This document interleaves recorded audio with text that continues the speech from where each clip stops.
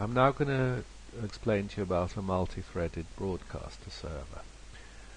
What this server does, I'll demonstrate it working first now. Here we've got some clients.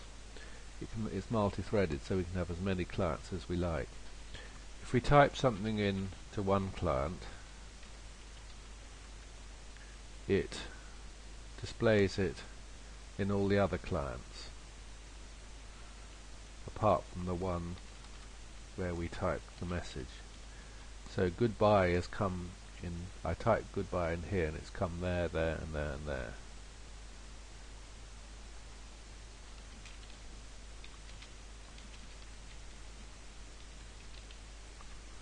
Okay, so that's what the program does.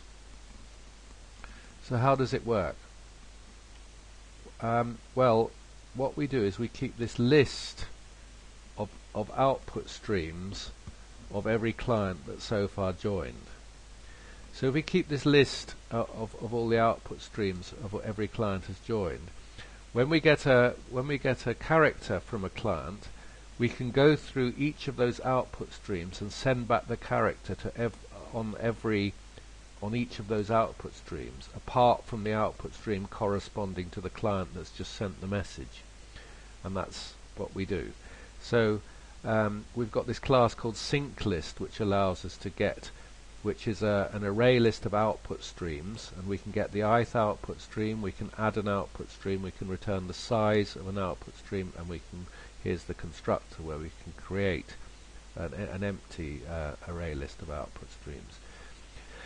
So if we look at our main, it's quite similar before, except here our transaction classes constructor has now got three parameters. There's the I, which corresponds to the client. Each time around this loop we add one to I. So s.accept, that'll be the socket corresponding to the client that's just joined. And here we're passing also this this sync list of output, this array list of output streams called sync list, called outputs, which starts off empty. So in our here's our transaction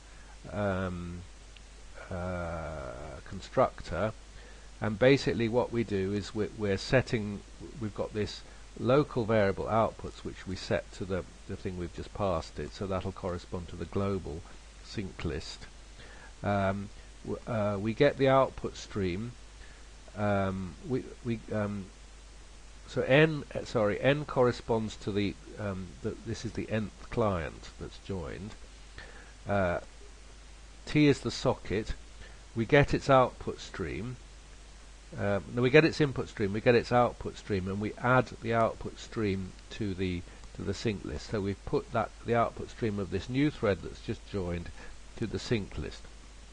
Now in our run, we read from B, which is the input stream corresponding to that client, and then for each of the output streams we write on that output stream. We get the output stream and we write that character back to that output stream. So that's what we did with one, but we're doing it for each output stream in the